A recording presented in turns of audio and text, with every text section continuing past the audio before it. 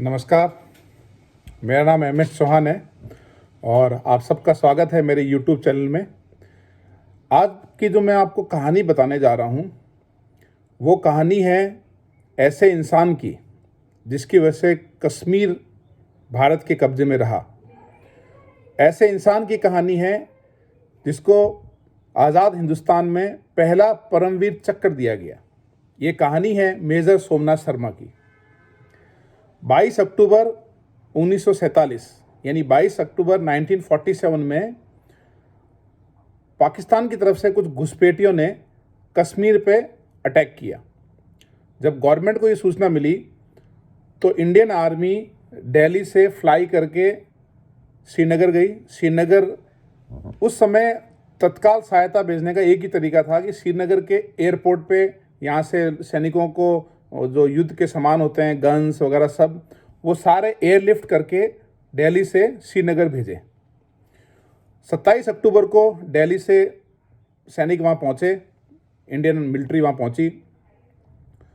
31 अक्टूबर को मेजर सोमनाथ शर्मा जिस कंपनी में थे उनको आदेश मिला कि आपको कश्मीर जाना है, लेकिन मेजर सोमनाथ शर्मा हॉकी खेलते वक्त उनके एक हाथ में फ्रैक्चर हो गया था, तो उनका प्लास्टर बंधा हुआ था, तो उनको जाने की परमिशन नहीं दी गई।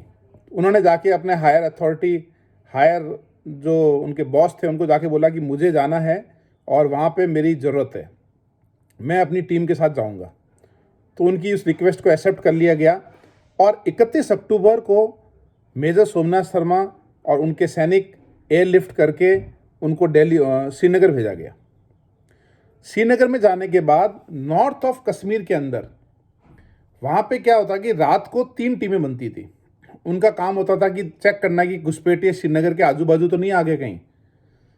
तो वो बडगांव के आसपास 3 टीमें बना के रात को सर्च ऑपरेशन चलाते थे। तो जनरली वो 2 बजे तक वापस आ जाते।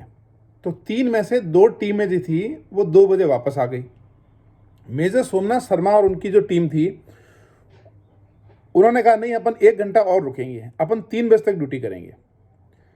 अचानक 2:35 पे क्या होता है कि किसी एक घर से गोली चलती है और गोली उनकी जो टीम होती है, मिलिट्री के जो लोग होते हैं, सोमनाथ शर्मा और मेजर सोमनाथ शर्मा, उनकी टीम पे गोली आती है।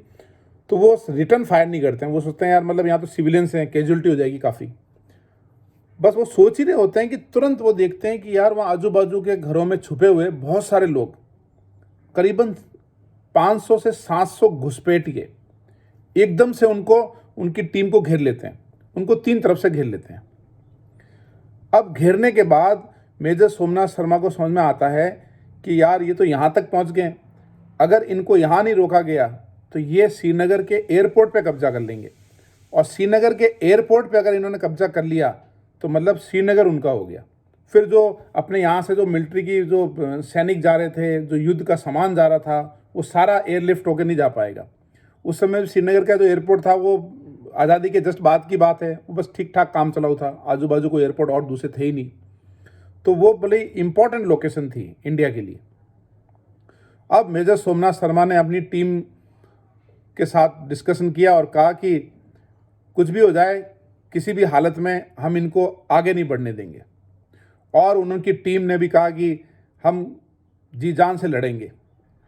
और उनकी टीम ने क्या किया कि पूरा प्रॉपर, क्योंकि वो मिलिट्री के आदमी थे एकदम वेल ट्रेंड, उन्होंने प्रॉपर पूरी प्लानिंग की और उन घुसपैठियों से लड़ना चालू किया। यानी कम से कम 1:7 का रेशियो था, यानी आपसे सामने वाला घुसपैठिया 7 गुना ज़्यादा, इतनी संख्या थी उनकी। लेकिन उन्होंने क्या किया, जगह जगह पे ऐसे सैनिकों को लगाया। और उनका जो रोल था मेजर सोमनाथ शर्मा का, उनका रोल ये था कि उनको एक जगह से दूसरे जगह पे सैनिकों को हथियार पहुंचाने, अगर कोई सैनिक वहाँ जख्मी हो गया तो उसकी जगह पे खुद राइफल लेके गोली चलाना, मशीन गन चलाना। वो एक जगह से दूसरी जगह दौड़ते रहे और अपने सैनिकों की मदद करते रहे, उनका हौसला बढ़ाते रहे। और पूरी टीम जो है, मेजर सोमनाथ शर्मा और उनकी टीम यानी भारतीय आर्मी, इंडियन आर्मी, बहुत बहादुर से लड़ी। अब उनकी लड़ाई देख के वो इतनी भीषण लड़ाई हुई कि वो घुसपैठिए सोच रहे थे कि हम इन लोगों पे आधा घंटा या 1 घंटे में इनको हरा देंगे, इन पे कब्जा कर लेंगे, आगे बढ़ जाएंगे। वो घंटों लड़ाई चली और जब लड़ाई इतनी लंबी चली तो पीछे श्रीनगर तक ये खबर पहुंची कि घुसपैठियों ने मेजर सोमनाथ शर्मा की टीम पे अटैक कर दिया है। तो वहाँ से एक टीम रवाना की गई उनकी हेल्प के लिए। दिल्ली तक खबर आई, दिल्ली ने भी एयरलिफ्ट करके सैनिक और युद्ध के सामान भेजने चालू किए। वो जो क्रूशियल 5-6 घंटे थे, वो जो इंडिया को मिले, जिसकी वजह से घुसपैठिए कश्मीर पे कब्जा नहीं कर पाए, श्रीनगर पे कब्जा नहीं कर पाए, वो मिले सिर्फ मेजर सोमनाथ शर्मा की वजह से। अगर उस दिन सोमनाथ शर्मा जी पीछे हो जाते तो आज श्रीनगर हिंदुस्तान का नहीं होता। और उनकी उन एक्स्ट्रा ऑर्डिनरी क्योंकि युद्ध के समय जब वो सैनिकों से एक जगह से दूसरी जगह भाग रहे थे तो वो एक्सपोज हो रहे थे, हजारों गोलियां उनकी तरफ आ रही थी, लेकिन वो डरे नहीं और लगातार अपने सैनिकों के साथ मिल के वो लड़ते रहे। और अनफॉर्चुनेटली एक बॉम्ब आके उनके पास गिरा, और पास जैसे ही गिरा उस बॉम्ब की वजह से उनके पूरा शरीर डैमेज हो गया और वो शहीद हो गए। भारतीय सरकार ने उसको मेजर सोमनाथ शर्मा को इस एक्स्ट्रा ऑर्डिनरी बहादुरी के लिए परमवीर चक्र दिया। शिपिंग कॉर्पोरेशन ऑफ इंडिया ने उनके नाम पे एक शिप पे भी उनका एक नाम रखा, और वो पहले व्यक्ति थे जिनको हिंदुस्तान में परमवीर चक्र दिया गया, और उनकी वजह से श्रीनगर बचा। उनका जो गवर्नमेंट ऑफ इंडिया ने गैजेट इशू किया जिसमें उनको परमवीर चक्र देने का रीज़न बताया गया, और उसमें एक बहुत अच्छी चीज़ लिखी थी, आखिरी संदेश लिखा था। मेजर सोमनाथ शर्मा का आखिरी संदेश जो अपने कमांड को भेजा गया था, वो संदेश क्या था? वो संदेश था कि दुश्मन मेरे से 50 फीट दूर हैं, दुश्मन मेरे से 50 फीट दूर हैं, दुश्मन मेरे से संख्या में बहुत ज़्यादा है, दुश्मन मेरे पे हज़ारों गोलियां चला रहा है, लेकिन मैं 1 इंच भी ज़मीन नहीं दूंगा, मैं अपने आखिरी आदमी और आखिरी गोली तक लड़ूंगा। ये मेजर सोमनाथ शर्मा का आखिरी मैसेज था। तो इंडियन बहुत सारे लोग, मिलिट्री के लोग, देश के जो डिफेंस फोर्सेस हैं, वो बहुत सारी कुर्बानियाँ देते हैं, तब हम शांति से रह पाते हैं। इसलिए जब कभी भी मेरा एक रिक्वेस्ट है, आज के बाद अगर आप कभी भी डिफेंस के लोगों को देखें, किसी भी आप मिलिट्री के लोगों को देखें, आर्मी, एयरफोर्स, CISF, जो भी डिफेंस से रिलेटेड आदमी अगर आप देखें, तो आप उसको कम से कम सैल्यूट ज़रूर करें, क्योंकि वो हमारे लिए अपनी जान दांव पे लगा रहा है। तो आज से ये आप प्रॉमिस करो कि हर डिफेंस वाले को, चाहे आप घर पे पड़ोस में देखें, ट्रेन में देखें, बस में देखें, रोड पे देखें, गार्डन पे देखें, कहीं पे भी देखें, अगर वो यूनिफॉर्म में हमको अपना डिफेंस का आदमी नज़र आ रहा है तो हम उसको सैल्यूट ज़रूर करें, वो सैल्यूट डिज़र्व करता है। तो जो ये करेंगे आज से, वो कमेंट बॉक्स में ज़रूर लिखें कि सर मैं आज से इसको ज़रूर करूँगा। ये मेरी रिक्वेस्ट है कि आप इसको फॉलो करो। मैं और मेरा परिवार इसको कई सालों से हम फॉलो करते हैं।